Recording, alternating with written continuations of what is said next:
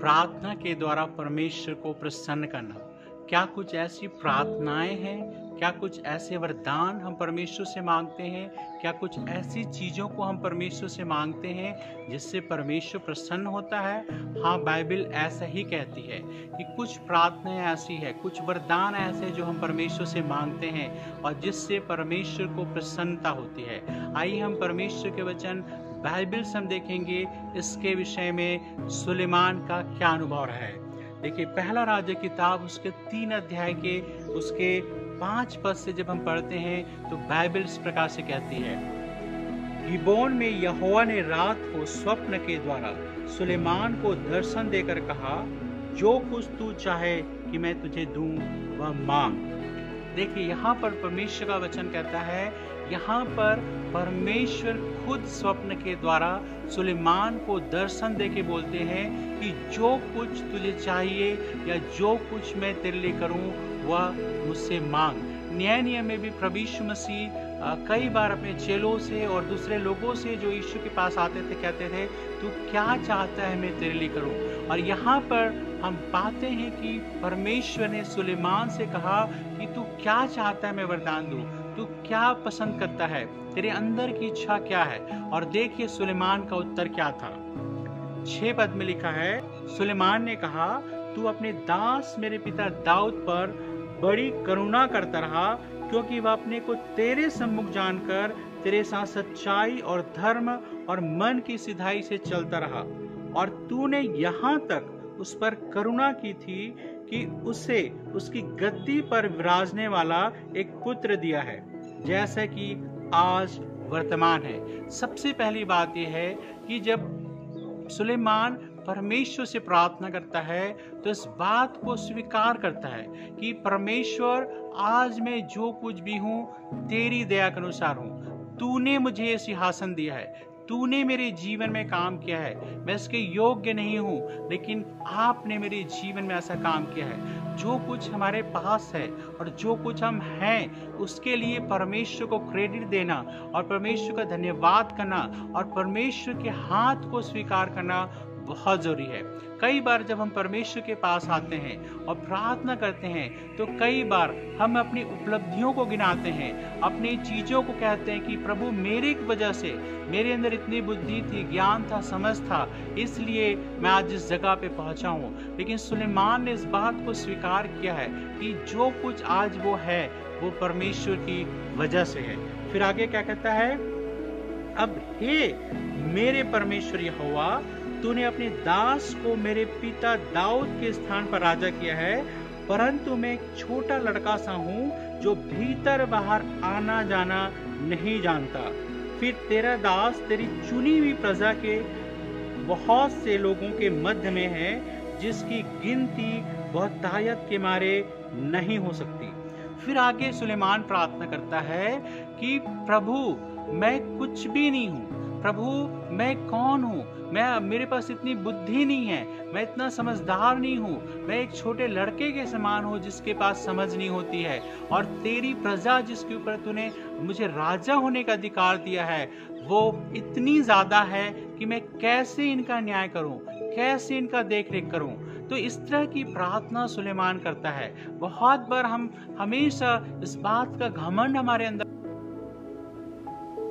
होता है कि हम कितना जानते हैं, अपने कार्यों को कितना अच्छा करते हैं, या हम उस जगह पे अपनी योग्यता के बल पे पहुंचे हैं। लेकिन यहाँ पर सुलेमान कहता है कि प्रभु मैं तो बच्चा ही हूँ, मुझे नहीं पता कि जो जिम्मेदारी आपने मुझे सौंपी है वो मैं कैसे पूरा करूँगा और इतने सारे लोगों की कैसे देखभाल करूँगा। प्रभु मुझे आपकी जरूरत है। और वहाँ पे आगे कहता है 9 पद में, क्या वरदान उसने मांगा, तू अपने दास को अपनी प्रजा का न्याय करने के लिए समझने की ऐसी शक्ति दे कि मैं भले बुरे को परख सकूं, क्योंकि कौन ऐसा है कि तेरी इतनी बड़ी प्रजा का न्याय कर सके। देखिए उसने क्या मांगा, उसने ये मांगा कि प्रभु जो आप मेरे जीवन से चाहते हैं, जिस काम के लिए आपने मुझे चुना है, एक राजा होने के लिए चुना है, और उस काम को करने के लिए मुझे बुद्धि की ज़रूरत है, मुझे सामर्थ की ज़रूरत है और वो मुझे चाहिए। यहाँ पर एक बात को हम सुलेमान के अंदर देख सकते हैं कि किस तरह से वो हर बातों में परमेश्वर का धन्यवाद कर रहा है, परमेश्वर की महिमा कर रहा है आज जो कुछ वो है, और बार बार इस तरह से कर रहा है। और हम इस बात के लिए प्रार्थना कर रहे हैं कि जो काम परमेश्वर ने उसके जीवन में सौंपा है वो उसको पूरा करने की सामर्थ परमेश्वर से चाहिए। तो यहाँ पर ना केवल अपनी पोजीशन को परमेश्वर को क्रेडिट दे रहा है, लेकिन उस कार्य को, उस पोजीशन को सही रीति से करने के लिए परमेश्वर की सहायता के लिए प्रार्थना कर रहा है। तो यहाँ पर हम इस बात को देखते हैं कि ये एक ऐसी प्रार्थना है जो हमेशा हर एक के जीवन में होना चाहिए। और क्या होता है जब परमेश्वर इस तरह की प्रार्थना को जब सुनता है, तो 10 पद में ऐसा लिखा है, इस बात से प्रभु प्रसन्न हुआ कि सुलेमान ने ऐसा वरदान मांगा है। देखिए यहाँ पर परमेश्वर का वचन कहता है पहला राजा 3 अध्याय के 10 पद में, किस बात से प्रभु प्रसन्न हुआ कि सुलेमान ने ऐसा वर मांगा है। देखिए क्या वर मांगा था? ये वर मांगा था कि प्रभु आप ही हैं जो मुझे इस स्थान पर रखने वाले हैं। प्रभु मुझे आपकी सामर्थ चाहिए, जो काम, जो जिम्मेदारी, जो सेवकाई जो आपने मेरे जीवन में दी है उसको पूरा करने के लिए बुद्धि और सामर्थ केवल आपके द्वारा होनी चाहिए। मैं अपने आप से, अपनी सामर्थ से इन कामों को नहीं कर सकता हूँ, लेकिन प्रभु केवल आप ऐसा कर सकते हैं। इसलिए नीति वचन जब वो कहता है, खुद लिखता है कि तू अपने समझ का सहारा ना लेना वरन संपूर्ण मन से यहोवा पे भरोसा रखना। ये उसी सुलेमान के नीति वचन है जिसने ये प्रार्थना किया था। तो इस तरह की प्रार्थना परमेश्वर को प्रसन्न करता है और हमारे जीवन में सफलता को लेकर आता है।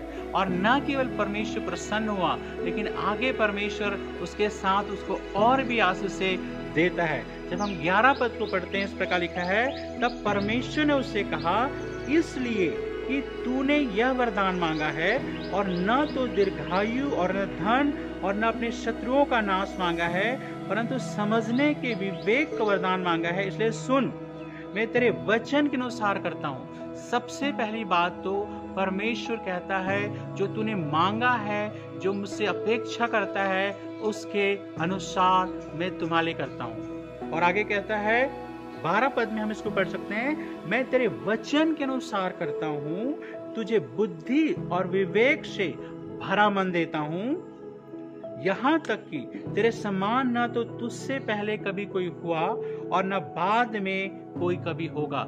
सबसे पहले जो सुलेमान ने प्रार्थना किया था उस बुद्धि के लिए, ताकि वो प्रजा का न्याय कर सके, उस प्रजा का देखभाल कर सके। प्रभु कहता है तेरे वचन के अनुसार इस काम को मैं तुम्हारे जीवन में करता हूँ। मैं तुम्हें इतनी बुद्धि दूंगा कि दुनिया में जो जितने भी लोग उन सबसे बढ़कर बुद्धि में तुझे दूंगा। ना तेरे से पहले कोई हुआ, ना तुम्हारे बाद कोई ऐसा होगा। फिर 13 पद में क्या लिखा है, फिर जो तूने नहीं मांगा अर्थात धन और महिमा, वह भी मैं तुझे यहाँ तक देता हूँ कि तेरे जीवन भर कोई राजा तेरे तुल्य ना होगा।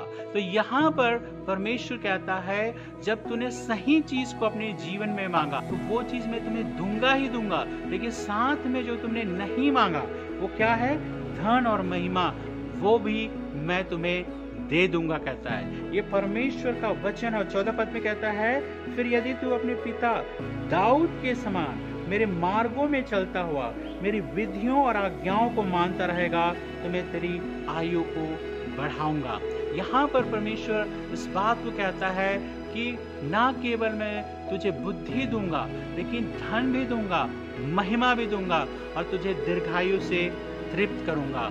यहाँ पर हम परमेश्वर के वचन में सीखते हैं कि यदि हम हमेशा अपने जीवन के लिए परमेश्वर को धन्यवाद करते हैं, आज जो कुछ भी हम उसमें परमेश्वर को धन्यवाद करते हैं और साथ ही साथ परमेश्वर की सामर्थ को अपने जीवन में मांगते हैं कि प्रभु मुझे आपकी सामर्थ की जरूरत है इस काम को करने के लिए, इस जिम्मेदारी को निभाने के लिए, इस सेवकाई को करने के लिए। और जब हम ऐसा करते हैं परमेश्वर प्रसन्न होता है। और न केवल परमेश्वर प्रसन्न होता है, लेकिन कहता है जो नहीं मांगा वो भी धन और महिमा और लंबी आयु, ये सारी चीजें मैं तुम्हें देता हूँ। परमेश्वर हमें से हर एक की सहायता करे, मदद करे, ताकि हम इस बात को समझ सके कि आज हमें किन चीज़ों को परमेश्वर से मांगने की जरूरत है। जब हम परमेश्वर के पास आते हैं, केवल इसलिए आते हैं कि हमारी ज़रूरतें पूरी हो, हम केवल इसलिए आते हैं कि हमें चंगाई मिले, केवल इसलिए आते हैं कि हमें छुटकारा मिले।